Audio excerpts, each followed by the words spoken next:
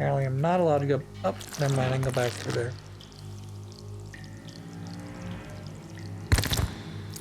Congratulations. I can see the little gem up there, I just don't know how to get up there right now. Probably an obvious solution I'm just not seeing. But yeah. Grab this key and let's move on with our DA. Ka-darn, ka-darn.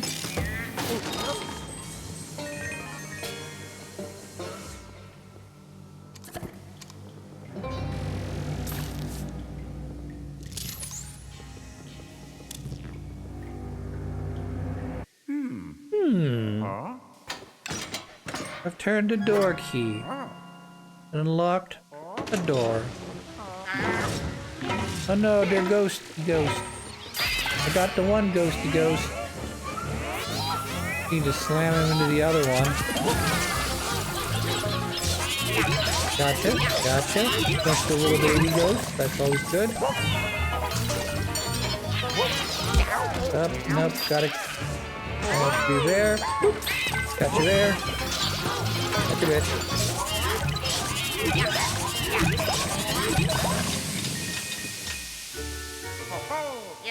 So, while we figured out this here puzzle, I am going to talk about how this time of the year, from October through January, is possibly my favorite time of the year. Because a number of different things are happening. Number one, college football. Shit gets interesting when you start getting into October. Wow. Because at this point you're either undefeated, have one loss, and you have a pretty good idea of what your team's gonna do, or you've basically given up on the season because your team stinks. I'm sort of in that halfway point between, I know my team's not gonna, I know my Panthers aren't gonna win 10 games, because in order to win 10 games, they have to win the rest of the games, the rest of the season, which includes beating a currently undefeated Georgia Tech team, a one-loss Miami team that is trying to get back to prominence, and a two-loss Notre Dame team whose only losses are at the beginning of the season to a one-loss Miami team that who just lost to Louisville this past week. So by the time this episode comes out, it might be 2 weeks ago. And a currently, as of this recording, undefeated A&M team. So if there's any team with two losses that who's got a very great resume, probably be Notre Dame. Two of the more valuable losses. Now mind you, since it's mid-October, if Texas A&M and or Miami start losing, those victories are not going to look nearly as good. You know, and I understand. But Chris, what if A&M or Miami start getting injuries and they start losing games? Does that mean that that Notre Dame's losses were any less or more worthy than they were previously? I don't know. It's hard to say.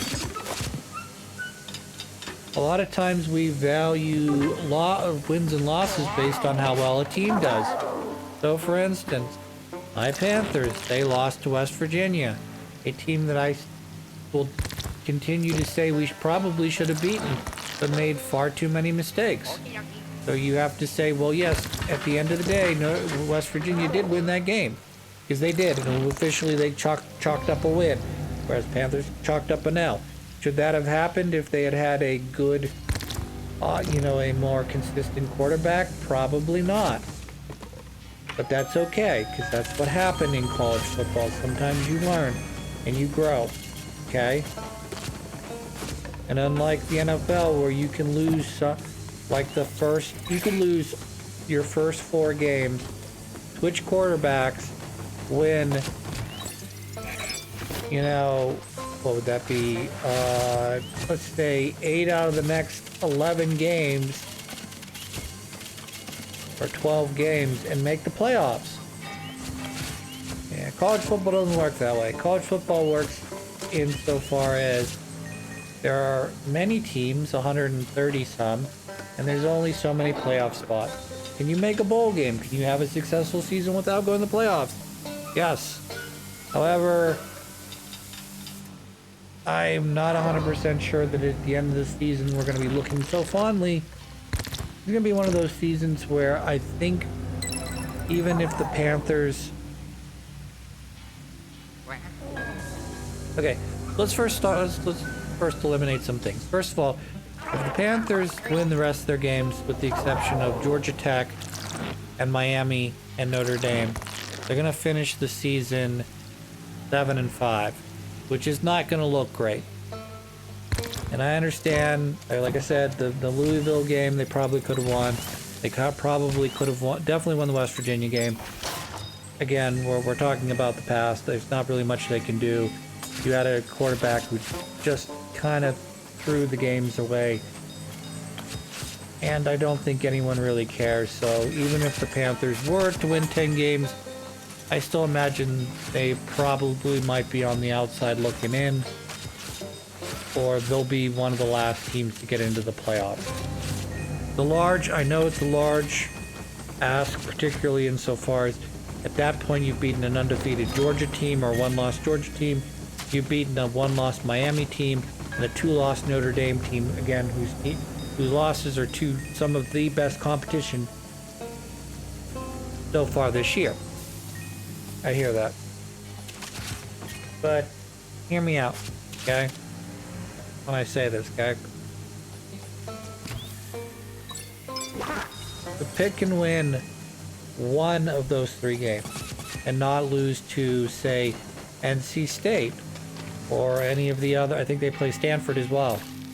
They can win those 2 games and beat either Georgia Tech or Notre Dame or Miami. I will consider the season a success. If they can win 2 out of those 3 games, I will consider it a super success. But if they lose to any of the other teams that I haven't mentioned so far, like Stanford or North Carolina State, I'm going to be very upsetty spaghetti. Because now you're looking at closer to a 6-6 season. Is a 6-6 season the worst thing that could possibly happen? No. But in the same regard, it's 6-6 means you didn't have a very good season. That's my point of view.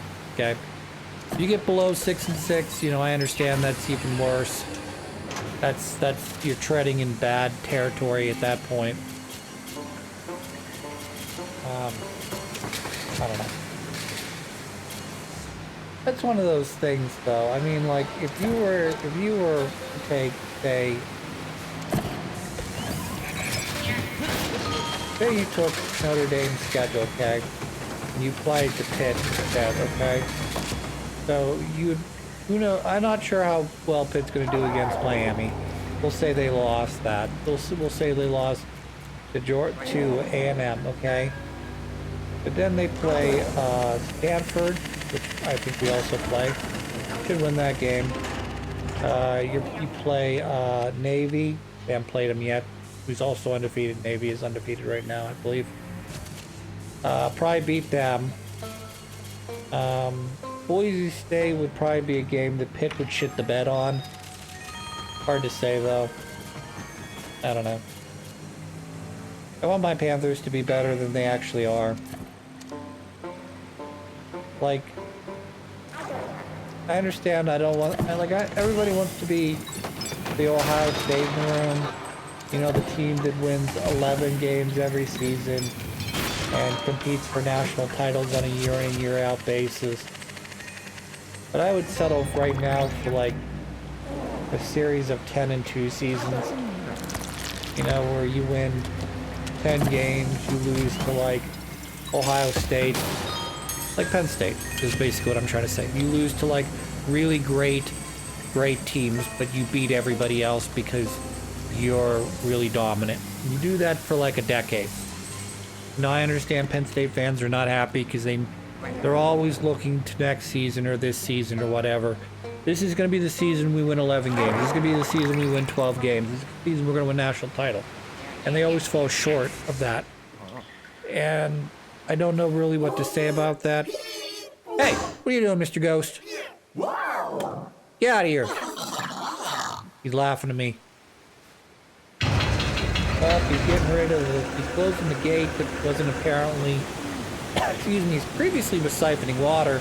He closes the gate and all of a sudden the water rises. What the fuck? Who knows? Oh no, I shit my pants and fell in the water. Excuse me. Hi, doggo. Even though the dog is a ghost, I'm able to grab onto his collar and he pulls me to safety. Good doggy. Good puppy. Good puppy. He doesn't just have a dog ghost, he has a puppy ghost. Or is that more of like what all owners say? All owners call their dogs puppies. Got yourself into a real mess, Luigi. Good news though, Poltergeist 00 has been tested depths to, I forget, really deep. In other words, it's waterproof. Because the ghost switched the controls, I think you should walk along the sewer waterways and reach blah blah blah, return the water to its original levels. So in other words, what we're gonna do is we're gonna take the long way around and we're gonna turn off that lever, and then that's gonna allow us to backtrack to the point we were just at so we can open up the flood gate looking thing. It's not really a floodgate so much as it is probably like a safe. I don't know. It looks like a safe. It's probably a floodgate. Anyways, we're gonna backtrack eventually to that point, I'm sure, and then we'll go through the gate. That'll lead us to the ghost in question. The ghostest with the mostest.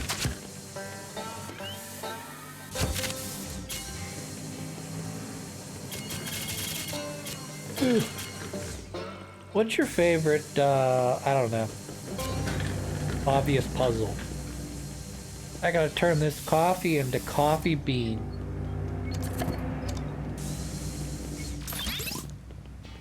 But there's not enough water. He's trying to pull from water here, so there must be some sort of pot or something I put here.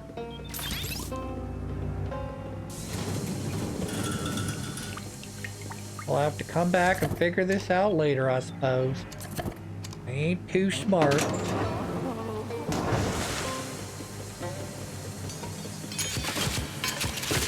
Behind that calendar was a stack of money.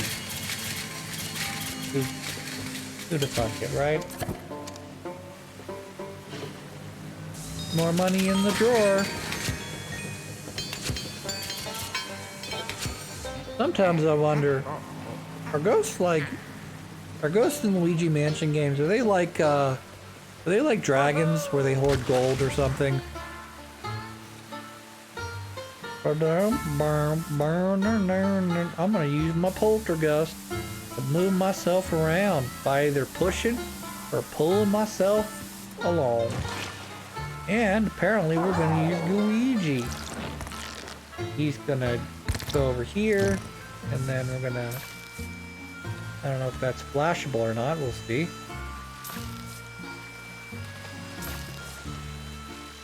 That may be something I have to unplug later, who knows. We'll figure it out. Alright, this will take me over to here. And let's open up the gate. And that'll allow me to hop onto with the Luigi, and we'll keep going. Keep going, Luigi. Oh, that is a mine. Don't do, that would be bad. Alright, I'm gonna let go with Luigi, and that's gonna allow me to... Oh, so there's all the gold I wanted. Got 50-50, and I made a wrong choice. Fine, it's fine, it's fine, it's fine. Good job, Chris. You went through the wrong pipe again. Why? Because you're impatient. I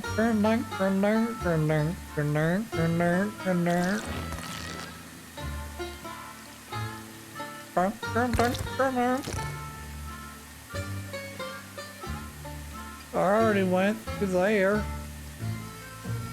Now I need to go through here. Right? Wrong, right, wrong, right, wrong. Oh, that's sweet. That's all money slash garbage.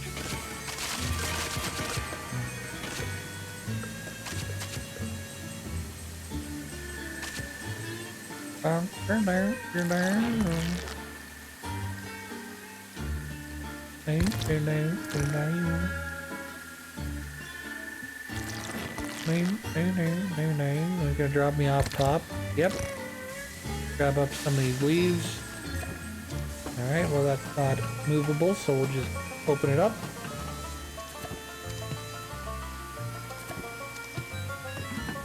Alright, monies for Christopher's. And Luigi's, that is. Not really money for me, it's more like Luigi money.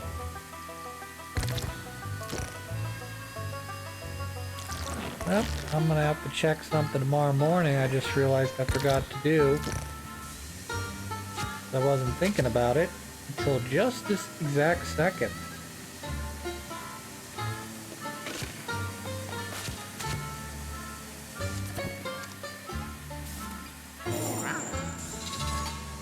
Alright, Luigi, let's go.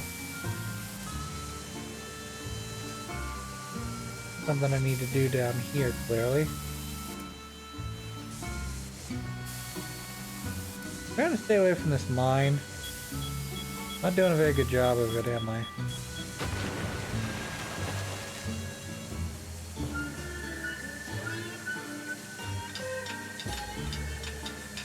Alright, Luigi, let's go. Perfect. I should have known better, though. Should have known that was going to happen. Water plus Luigi equals death.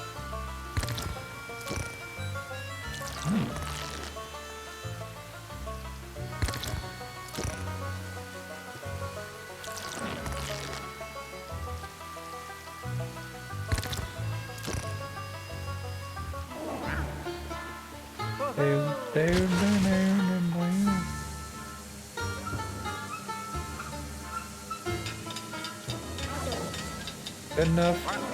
Right. Alright, Luigi.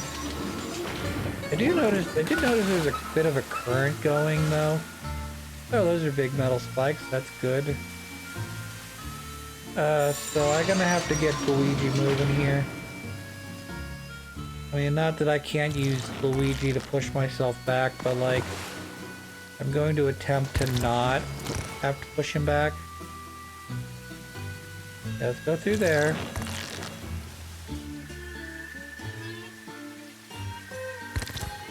Alright, yeah, still got another pipe left. Still got time. Grab the little bally here.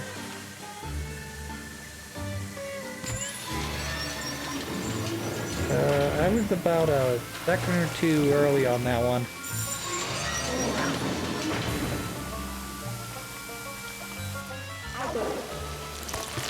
Not by much either.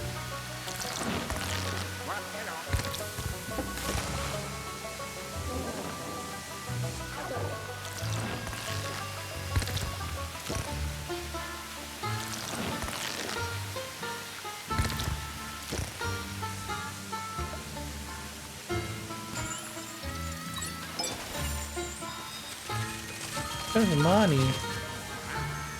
I mean, thanks, but like, WTF thing.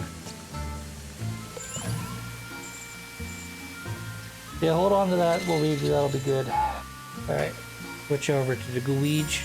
Excuse me, I did not say you could do that. I said we're going to hold on to this, and then the Luigi is going to move along.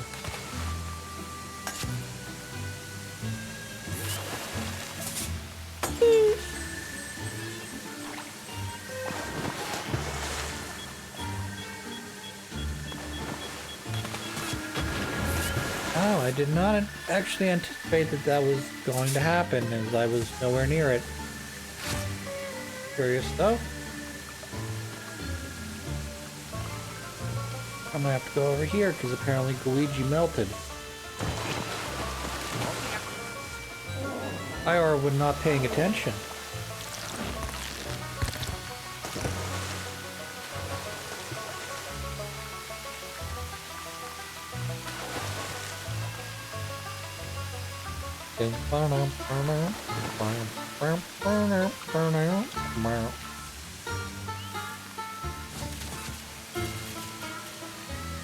I gotta move Luigi down. Camera doesn't move without him, apparently. Excuse me, Mr. Ducky.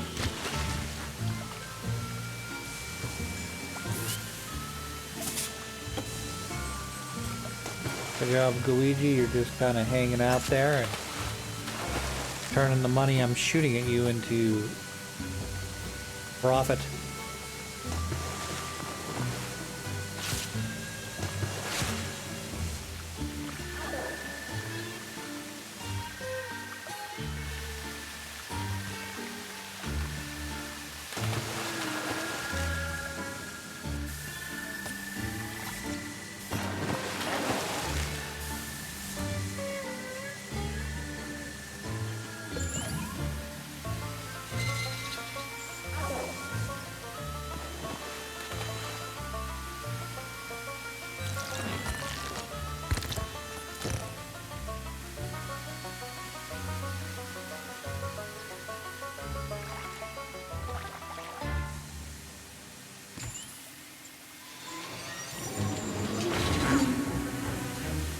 Ghost sharks.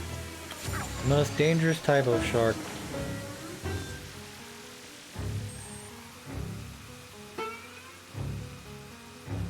I think I need to avoid these guys. Yep. Alright, let's try this again. For the 99th time. If it's not the 99th time, it's more like the 4th time. Let's get our Luigi moving. Mr. Luigi will continue to move down the pathway here. I have to figure out, I know how to do it, but I just have to execute this time.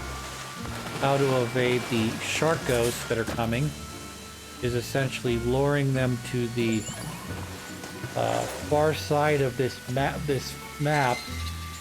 And then once they're lured to the far side of the map, I can sneak around them using the buoy as a dividing block, whatever you want to call it.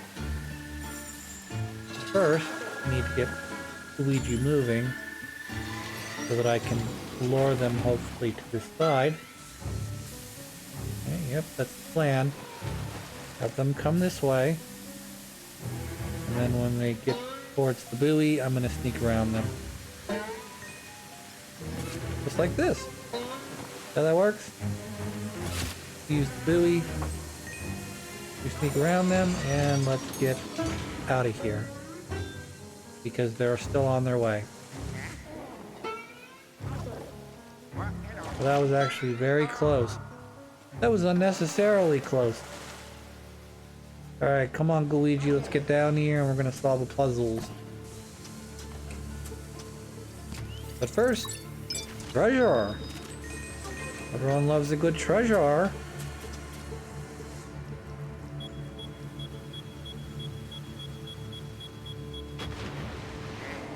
Apparently a mine went off somewhere I cannot see. That's water. There's the switch.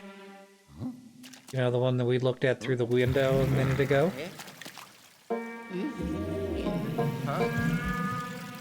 There's some short shark here. I know you. You're a dickhead.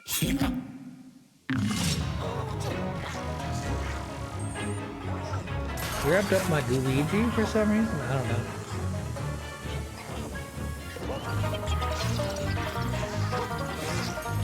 Let him go. I got hit by the little bloopers.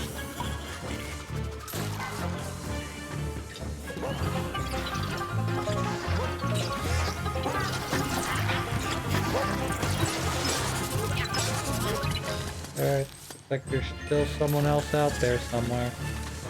There you are, I found you. That's okay. I'll get you next time. Oh, yes.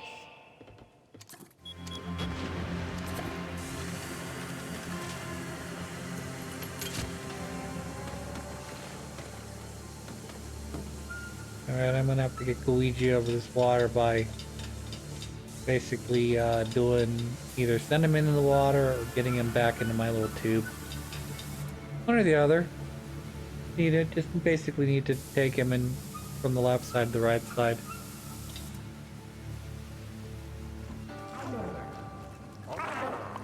Like this. Go, Luigi!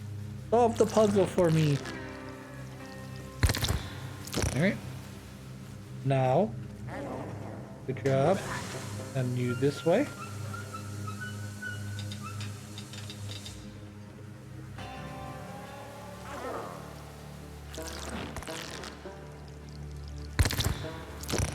Try that again, Luigi.